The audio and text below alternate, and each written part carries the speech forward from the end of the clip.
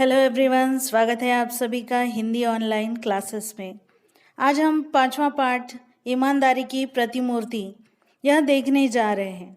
अब इसके लेखक है सुनील शास्त्री जी। चलिए सुनील शास्त्री जी का परिचय देखते हैं। अब सुनील शास्त्री जी का जन्म 1950 में हुआ। अब परिचय में बताते हैं कि सुनील शास्त्री जी भारत के द्वितीय प्रधानमंत्री यानी लाल बहादुर शास्त्री जी के पुत्र हैं। अब ये एक राजनेता के साथ साथ कवि और लेखक भी है।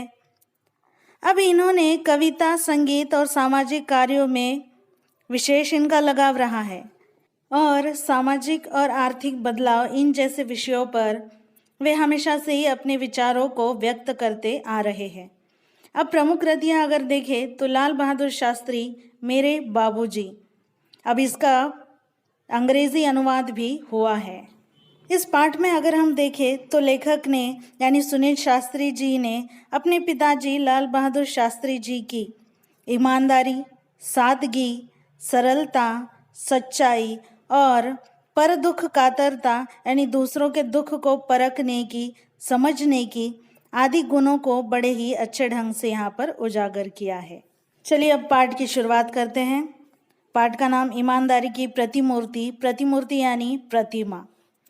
अब सुनील शास्त्री जी शुरुआत में ही कहते हैं कि लाल बहादुर शास्त्री जी के रहते उन्हें उनके जीवन में कभी किसी चीज़ की कमी नहीं हुई, किसी चीज़ का उन्हें अभाव नहीं लगा। लेकिन लाल बहादुर शास्त्री जी के ना रहने के बाद जो उन पर बीता वह एक दूसरी तरह का अभाव था, एक दूसरी तरह की कमी थी। अब उसके बाद ही उन्हें बैंक में नौकरी भी करनी पड़ी।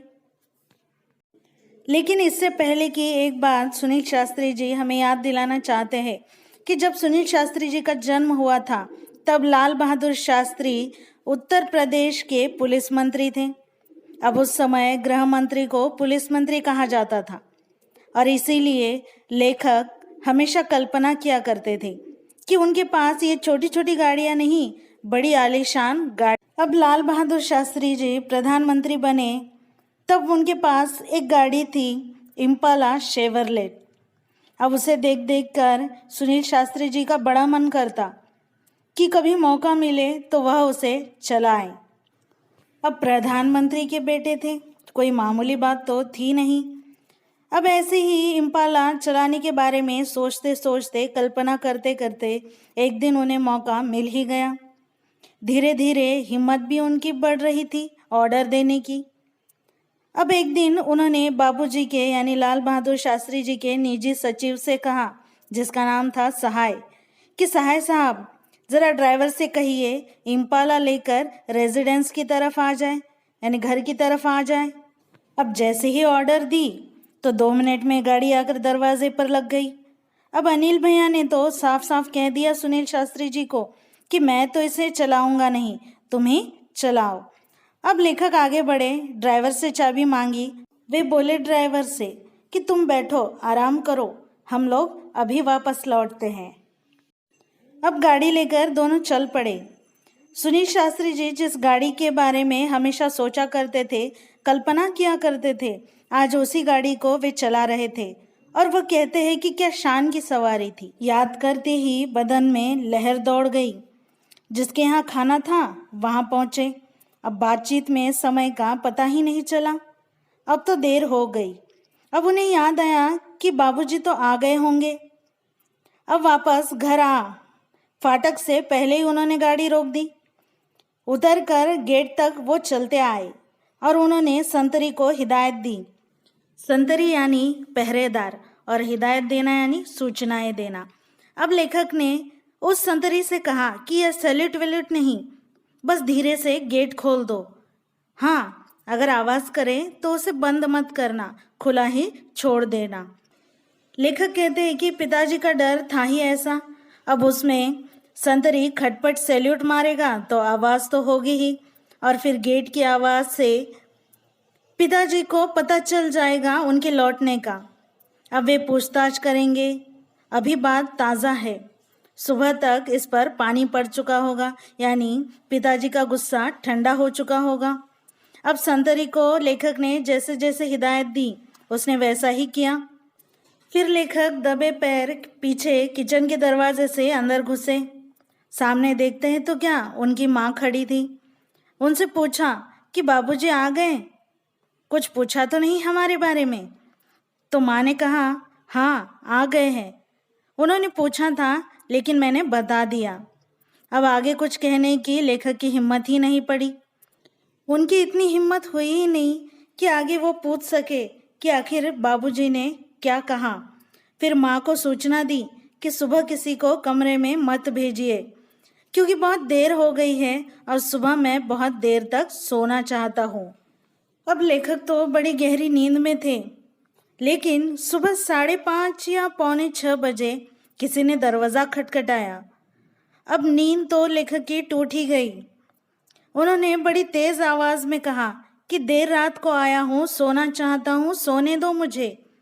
अब उन्होंने तो यह सोचा कि कोई नौकर वोकर होगा, चाय लेकर जगाने के लिए आया होगा। जब फिर से दरवाजे पर दस्तक पड़ी तो लेखक का गुस्सा और बढ़ गया। चिड़चिड़ाते हुए बड़बड़ाते हुए वे दरवाजे की तरफ बढ़े। दरवाज़ा खोला तो क्या देखते हैं, सामने बाबूजी खड़े थे। अब उन्हें कुछ सूझा ही नहीं। जो नींद में बड़बड़ाया उसके लिए उन्होंने माफ़ी मांगी। लाल बहादुर शास्त्री जी बोले कि ठीक है, कोई बात नहीं, चलो आओ हम लोग साथ में चाय पीते हैं। तो दोनों ने भी हाँ कहा। बस जल्दी से हाथ मुंह धोए और चाय की टेबल पर जा पहुँचे। उन्हें पता था कि पिताजी को यानी लाल बहादुर शास्त्री जी को सारी हकीकत पता है, लेकिन उन्होंने कुछ पूछा भी नहीं और कुछ जाहिर भी होने नहीं दिया। कुछ देर बाद चाय पीते पीते वे बोले कि तुम्हारी माँ ने तो कहा तुम लोग आ गए हो, पर तुम तो कहते हो रात बड़ी देर से आए हो, कहाँ चले गए थे? तो सुनील जी ने जवाब दिया कि हाँ बाबूजी, एक जगह खाने पर चले गए थे। तो उन्होंने फिर से प्रश्न किया, लेकिन खाने पर गए तो कैसे? जब मैं आया तो फिएट गाड़ी गेट पर ही खड़ी थी, तो गए कैसे? आखिर में उन्हें कहना ही पड़ा कि वो दोनों इम्पाला शेवरलेट लेकर गए थे। तो लाल बहादुर शास्त्री जी बोले, ओहो, तो आप लोगों को बड़ी गाड़ी चलाने का शौक है। अब लाल बहादुर शास्त्री जी खुद इम्पाला का प्रयोग न के बराबर करते थे और वह किसी स्टेट गेस्ट के आने पर ही निकलती थी। अब जैसे ही उनकी बात सुनी, लेखक ने अपने भाई की तरफ देखकर इशारा किया। वे समझ चुके थे कि यह इशारा इजाज़त का है, यानी अब इम्पाला यह गाड़ी वह आए दिन चला सकते थे, यानी उसका प्रयोग कर सकते थे। अब लाल बहादुर शास्त्री जी की जैसे ही चाय खत्म हुई, उन्होंने कहा, सुनील ज़रा ड्राइवर को बुला दीजिए। अब जैसे ही ड्राइवर आया तो उन्होंने ड्राइवर से पूछा कि तुम लॉगबुक रखते हो ना? तो उसने कहा हाँ। तो उन्होंने आगे कहा कि एंट्री करते रहना। कल कितनी गाड़ी इन लोगों ने चलाई? तो वह बोला 14 किलोमीटर।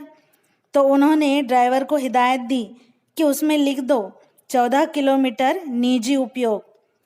तब भी उनकी बात उन दोनों के समझ में नहीं आई। फिर उन्होंने उनकी माँ को बुलाया। उनके आते ही लाल बहादुर शास्त्री जी बोले कि सहाय साहब से कह देना कि 60 पैसे प्रति किलोमीटर के हिसाब से पैसे जमा करवा दे। अब इतना कहने की देरी थी कि दोनों ही वहाँ रुक नहीं सके। जो रुलाई उनकी छूटी तो वह कमरे में जाने के बाद भी वह फूट फूट कर रोने लगे। उनका रोना है कि बंद हो ही नहीं रहा था। लेखक आगे यह कहते हैं कि ये जो सारी बातें हैं वो मैं आपको शान के तहत नहीं कह रहा हूँ, बल्कि इसलिए कह रहा हूँ कि ये बातें अब हमारे लिए एक आदर्श बन गई है, एक सबक बन गई है, ताकि सक्रिय राजनीति में आने पर सरकारी पद पाने के बाद भी हम इसका दुरुपयोग करने की हिम्मत कभी ना कर सके। अब आगे लेखक कहते हैं कि आप ही सोचें कि जब मेरे बच्चे कहते हैं कि पापा आप हमें साइकिल से भेजते हैं, पानी बरसने पर रिक्शे से स्कूल भेजते हैं, पर कितने ही दूसरे लोगों के लड़के सरकारी गाड़ी से आते हैं। अब यहाँ पर आप साफ साफ देख सकते हैं कि सुनील शास्त्री जी के बच्चों को भी उनसे शिकायत है कि बाकी लोगों की तरह उनके पिताजी भी उन्हें सरकारी गाड़ी से स्कूल क्यों नहीं छोड़ते। अब लेखक कहते हैं कि वे छोटे हैं, उन्हें कलेजा चीर कर नहीं बता सकता, समझाने की कोशिश तो करता हूँ, लेकिन जानता हूँ मेरा यह समझाना कितना कठिन है। फिर भी समय होने पर कभी कभी अपनी गाड़ी से उन्हें छोड़ देता हूँ। लेखक कहते हैं कि आज मैं अपना सरकारी ओहदा यानी पद छोड़कर आया हूँ आपके साथ यह अनुभव बांटने के लिए, और यह अनुभव बांटकर मैं थोड़ा सा तरोताज़ा और नया महसूस करना चाहता हूँ। अब कोशिश कर रहा हूँ कि नींव को मैं पुनः संजोऊं और मेरे इस मन के महल को पुनः इस तूफान में खड़ा कर सकूं। यह सब बताते हुए लेखक कहते हैं कि उन्हें वो बचपन के हसीन दिन, हसीन पल याद आते हैं जो उन्होंने लाल बहादुर शास्त्री जी के साथ यानी उनके पिताजी के साथ बिताए हैं। जब वे अपना व्यक्तिगत काम लेखक को सौंप देते थे तो लेखक बड़ा गर्व महसूस करते थे। अब वो दोनों भाइयों में एक अलग ही होड़ थी, एक अलग ही स्पर्धा थी कि किसे कितना काम दिया जाता है और कौन उसे कितना सफाई से करता है। एक दिन लाल बहादुर शास्त्री जी ने लेखक से कहा कि मेरी अलमारी काफ़ी बेतरतीब हो रही है, तुम उसे ठीक कर दो और कमरा भी ठीक कर देना। अब बेतरतीब मतलब बिखरा हुआ जो होता है उसे ठीक ठाक करना।